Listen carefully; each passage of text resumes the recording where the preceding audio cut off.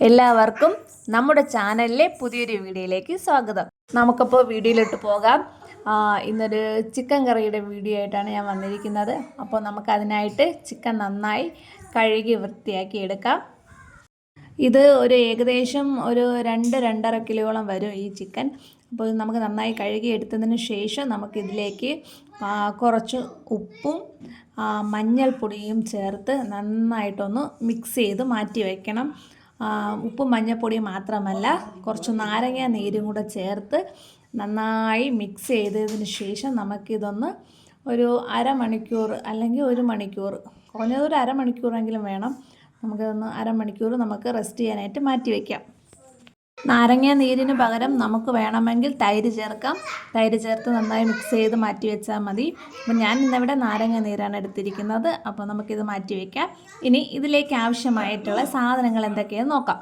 അപ്പോൾ നമുക്കിതിലേക്ക് 2 ചെറിയ സവാളയും കുറച്ച് ചെറിയ ഉള്ളി, ഇഞ്ചി, വെളുത്തുള്ളി, പച്ചമുളക്, തക്കാളി. അപ്പോൾ ഇതെല്ലാം നമുക്കൊന്ന് പോയി അരിഞ്ഞെടുത്തിട്ട് വരാം. അതിനുശേഷം നമുക്ക് ഇഞ്ചി വെളുത്തുള്ളി ഒന്ന് നന്നായിട്ട് ചതച്ചെടുക്കണം. അതിനുശേഷം നമ്മൾ ഈ ചിക്കൻ കറി തേങ്ങാപ്പാലിലാണ് തയ്യാറാക്കുന്നത്. തേങ്ങാപ്പാലൊഴിച്ച് ചിക്കൻ കറി നല്ല ടേസ്റ്റാണ്. അപ്പം നമുക്ക് അതിനാവശ്യമായിട്ടുള്ള തേങ്ങ പൊട്ടിച്ച് ചിരകി നമുക്കതിൻ്റെ തേങ്ങാപ്പാലെടുക്കാം. അടുത്തതായിട്ട് നമ്മൾ നേരത്തെ അരിഞ്ഞ് വെച്ച സവാള, ചെറിയ ഉള്ളി, പച്ചമുളക് ഇതെല്ലാം ഒരു പാത്രത്തിലേക്ക് മാറ്റിയിട്ട് കുറച്ച് ഉപ്പ് ചേർത്ത് നമുക്ക് നന്നായിട്ടൊന്ന് കൈകൊണ്ട് തന്നെ നമ്മൾ നന്നായിട്ടൊന്ന് തിരുമ്മി വയ്ക്കുക. തിരുമ്മി അടച്ച് വയ്ക്കുക. ഇങ്ങനെ ചെയ്ത് കഴിഞ്ഞാൽ നമുക്ക് ആ ഉള്ളി നന്നായിട്ട് പെട്ടെന്ന് വാടി കിട്ടും. നമുക്കപ്പോൾ ഇതും നമുക്ക് അടച്ച് മാറ്റി വയ്ക്കാം. ഇനി നമ്മുടെ അടുത്ത പരിപാടി എന്ന് പറഞ്ഞാൽ നമുക്ക് കുറച്ച് തേങ്ങാപ്പാൽ എടുക്കണം. അതിന് മുമ്പ് നമുക്ക് ചിക്കൻ ഒന്ന് വേവിച്ചെടുക്കണം.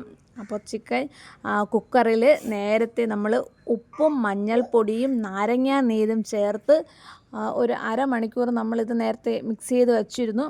ആ ചിക്കൻ നമുക്ക് ഒന്ന് കുക്കറിലൊന്ന് വേവിച്ചെടുക്കാം. ഒരുപാടൊന്നുമല്ല, കൂടി ഒരു വിസിൽ കേൾക്കുന്ന രീതിയിൽ നമുക്കൊന്ന് വേവിച്ചെടുക്കാം. കാരണം കുഞ്ഞു മക്കൾക്കൊക്കെ കഴിക്കണമെന്നുള്ളത് കൊണ്ട് നമുക്ക് ചിക്കൻ നന്നായി വെന്ത് കിട്ടണം. അതിന് വേണ്ടിയിട്ടാണ്. അപ്പോൾ അത് കുക്കറിൽ വെച്ചതിന് ശേഷം നമ്മൾ തേങ്ങാപ്പാൽ എടുക്കുകയാണ്. അപ്പോൾ തേങ്ങാപ്പാൽ ഒരു അരമുറി തേങ്ങയുടേതാണ് ഞാൻ പറഞ്ഞു. അപ്പോൾ നന്നായിട്ട് നല്ല പേസ്റ്റായിട്ട് നമുക്കിതൊന്ന് അരച്ചെടുക്കണം. അതിന് ശേഷം നമുക്കൊരു അരിപ്പ വെച്ച് നമുക്കിതൊന്ന് അരച്ചെടുക്കാം. ഈ സമയം നമുക്ക് ആവശ്യമെങ്കിൽ കുറച്ചുകൂടെ വെള്ളം ചേർത്ത് നമുക്ക് തേങ്ങാപ്പാൽ നന്നായിട്ട് എടുക്കാം. അതിനുശേഷം നമുക്ക് ചിക്കൻ കറിക്കുള്ള പരിപാടികൾ തുടങ്ങാം. അപ്പോൾ ആദ്യം ഒരു കടായി അടുപ്പത്ത് വെച്ചിട്ട് നമുക്കതിലേക്ക് ആവശ്യമായ വെളിച്ചെണ്ണ ചേർക്കുക.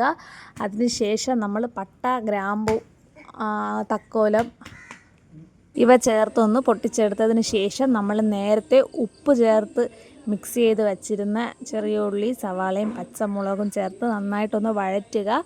അപ്പോൾ വഴറ്റിയിട്ട് അതിൻ്റെ ഒരു പച്ചമണം മാറി വരുമ്പോൾ നമുക്ക് ഇഞ്ചിയും വെളുത്തുള്ളിയും പേസ്റ്റ് ചേർത്ത് കൊടുക്കാം.